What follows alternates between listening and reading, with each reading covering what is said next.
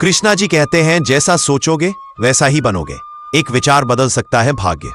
उद्धरेद आत्मनात्मानम नात्मानम अवसादेत। मनुष्य को स्वयं के द्वारा ही स्वयं को ऊपर उठाना चाहिए, ना कि गिराना चाहिए। कृष्णा जानते थे कि मनुष्य जैसा सोचता है वैसा ही बनता है। विचार ही मनुष्य के निर्माण की नींव है। कहानी बंधुआ बालक से महापुरुष तक, एक विचार की यात्रा। स्थान मगध राज्य। समय द्वापर युग के बाद। एक बालक था, नाम था माधव। गरीब, अनाथ और खेतों में काम करने के लिए मजबूर। वह सोचता था, मैं तो बस एक मजदूर हूं, मेरा जीवन कुछ नहीं, मैं पढ़ नहीं सकता, बड़ा नहीं बन सकता। एक दिन खेत की मेड़ पर बैठा था और पास से एक साधु गुजरे। साधु ने उससे पूछा, तुम क्या सोचते हो अपने बारे में? माधव ने जवाब दिया, मैं तो सिर्फ मिट्टी हूं बाबा, बस दिन भर हल चलाता हूं, इससे ज्यादा कुछ नहीं।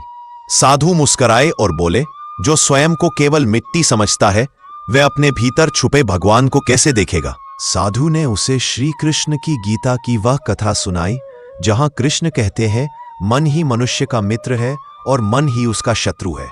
उस दिन के बाद माधव ने अपना विचार बदला।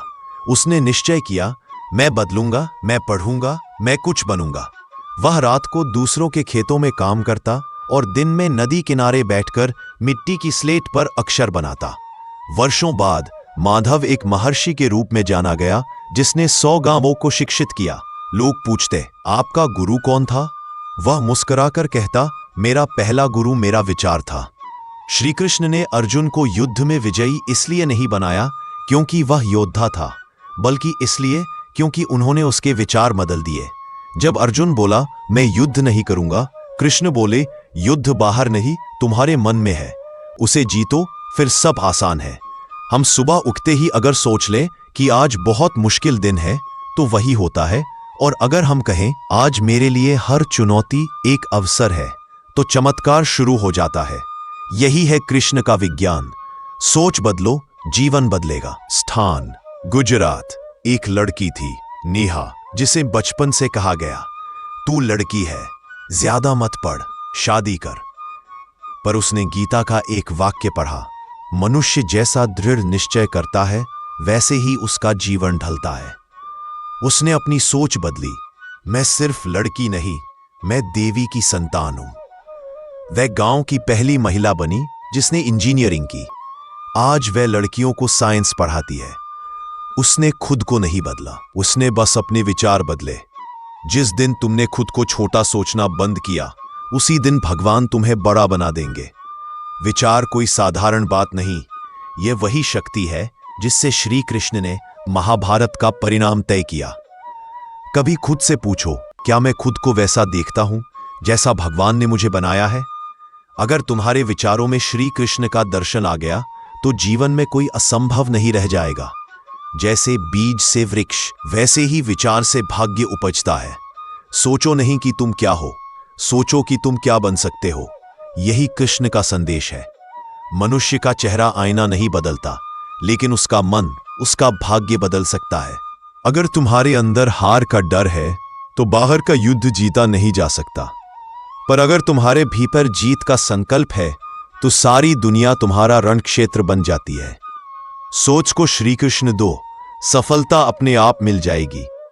जब कंस का अभिमान टूटा और कृष्ण ने सत्य का राज्य स्थापित किया, श्री कृष्ण का घातक सबक, महल की ऊंची छतें, रत्न जड़ित सिंहासन और सामने नतमस्तक सेवक। सिंहासन पर बैठा था कंस, यदुवंश का राजा, लेकिन स्वयं को समस्त ब्रह्मांड का स्वामी समझने वाला एक अहंकारी पुरुष। उसने घोषणा की थी, मैं अमर हूं, मैं अपने भाग्य का निर्माता हूं, कोई देवता, कोई भविष्यवाणी मेरी मृत्यु नहीं ला सकती। और तभी एक पुजारी ने उसके सामने धीमे स्वर में कहा, कृष्ण आ चुके हैं। कंस का चेहरा पीला हो गया, लेकिन अहंकार के आवरण ने उसे सत्य स्वीकार नहीं करने दिया। कंस जानता था कि देवकी का 8वां पुत्र उसका अंत करेगा, लेकिन उसने सोचा, मैं देवता नहीं, लेकिन देवता से भी बड़ा हूं। उसने बच्चों की हत्या की, नारद को अपमानित किया, यहां तक कि देवकी और वासुदेव को वर्षों तक कारागार में बंद रखा। परंतु श्री कृष्ण ने कभी शस्त्र नहीं उठाया। वह बड़े हुए ग्वाले बने, बंसी बजाई, रास रचाया, और जब समय आया, कृष्ण ने मथुरा में प्रवेश किया। कंस ने उनका स्वागत तलवारों और द्वारपालों से किया। कृष्ण ने उसका अभिमान तोड़ा, कभी शब्दों से, कभी नृत्य से और अंत में अपने हाथों से। युद्ध भूमि नहीं थी, राजा का दरबार था। कंस ने तिरस्कार से कहा, तू सिर्फ एक ग्वाला है और मैं एक सम्राट। कृष्ण मुस्कुराए, राज्य वो करता है जो धर्म के लिए लड़ता है, अहंकारी सिर्फ गद्दी पर बैठा होता है। और फिर कृष्ण ने अपने ही मामा को उसके सिंहासन से नीचे खींचा और धरती पर पटक दिया। एक आधुनिक कंस की कथा। स्थान मुंबई। समय वर्तमान भारत। रघुवीर नामक एक अरबपति व्यवसायी था। पैसे, गाड़ियों, नौकरों की भरमार। वह मानता था मैं ही भगवान हूं, मैं कानून बना सकता हूं, तोड़ सकता हूं। उसने सैकड़ों लोगों की जमीनें छीनी, बच्चों की स्कूलें बंद की, मजदूरों को बेघर किया। एक पत्रकार। परंतु श्री कृष्ण ने कभी शस्त्र नहीं उठाया।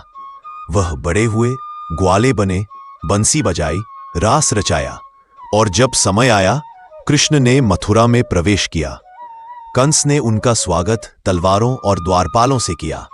कृष्ण ने उसका अभिमान तोड़ा, कभी शब्दों से, कभी नृत्य से और अंत में अपने हाथों से। युद्ध भूमि नहीं थी, राजा का दरबार था। कंस ने तिरस्कार से कहा, तू सिर्फ एक ग्वाला है और मैं एक सम्राट। कृष्ण मुस्कुराए, राज्य वो करता है जो धर्म के लिए लड़ता है, अहंकारी सिर्फ गद्दी पर बैठा होता है। और फिर कृष्ण ने अपने ही मामा को उसके सिंहासन से नीचे खींचा और धरती पर पटक दिया। एक आधुनिक कंस की कथा। स्थान मुंबई। समय वर्तमान भारत। रघुवीर नामक एक अरबपति व्यवसायी था। पैसे, गाड़ियों, नौकरों की भरमार।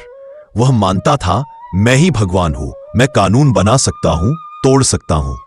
उसने सैकड़ों लोगों की जमीनें छीनी, बच्चों की स्कूलें बंद की, मजदूरों को बेघर किया। एक पत्रकार अदिति, जो श्री कृष्ण की भक्त थी, उसके खिलाफ साक्ष्य जुटाने लगी। रघुवीर ने हंसते हुए कहा, तू मुझे क्या गिराएगी, मैं कानून खरीद सकता हूं। लेकिन जब सच्चाई का तूफान उठता है तो कोई भी दीवार टिक नहीं सकती। 2 साल के भीतर वह जेल गया। पैसा गया, शोहरत गई, दोस्त भी छूट गए। जेल में उसने गीता पढ़ी और रो पड़ा। मैं कंस बन गया था और कृष्ण ने मेरा अंत कर दिया। अहंकार में ही विनाश छिपा होता है। अर्जुन ने जब युद्ध से पहले कहा, मैं श्रेष्ठ हूं, मैं ये निर्णय कर सकता हूं, तब भी श्री कृष्ण ने टोका, हे पार्थ, अभिमान मत कर, तेरा कर्तव्य बोलता है, अहंकार नहीं। यही कारण है कि श्री कृष्ण ने कभी स्वयं को ईश्वर कहकर नहीं जताया। उन्होंने केवल कर्तव्य को स्वीकारा, चाहे वह रथ हाँकना हो या युद्ध कराना। अहंकार वह जहर है जो व्यक्ति स्वयं पीता है और सोचता है दुनिया मरेगी। कंस राजा था, फिर भी मारा गया। अर्जुन योद्धा था, फिर भी अमर हुआ। फर्क था विचारों का।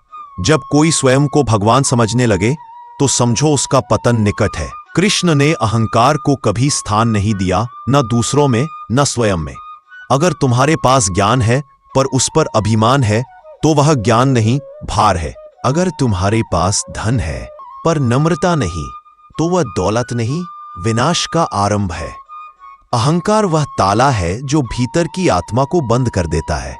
यदि तुम में श्री कृष्ण आना चाहते हैं तो अपने भीतर का कंस मिटाओ, क्योंकि जहां अहंकार है वहां भगवान नहीं टिकते। जब कृष्ण ने कहा जो कुछ भी हो रहा है वह तुम्हारे कल्याण के लिए है, अर्जुन युद्ध जीत चुका था लेकिन उसकी आंखों में आंसू थे। हे माधव, ये विजय क्यों लग रही है जैसे सब कुछ हार गया हो। श्री कृष्ण धीरे से मुस्कुराए, कंधे पर हाथ रखा और कहा, जो हुआ अच्छा हुआ, जो हो रहा है अच्छा हो रहा है, जो होगा वह भी अच्छा ही होगा। चिंता मत कर पार्थ, तू मेरी शरण में है और जहां मैं हूं वहां हर घटना शुभ होती है, भले तुझे अभी उसका अर्थ न दिखे। कृष्ण जानते थे मनुष्य वर्तमान दुख से इतना टूट जाता है कि वह भविष्य की योजना नहीं देख पाता। कृष्ण ने कहा, मनुष्य केवल एक पृष्ठ देखता है, लेकिन मैं पूरी पुस्तक पढ़ चुका हूं। इसीलिए जब मैं कहता हूं कि जो हुआ अच्छा हुआ, तो उसमें तेरे संपूर्ण जीवन का सार छुपा है।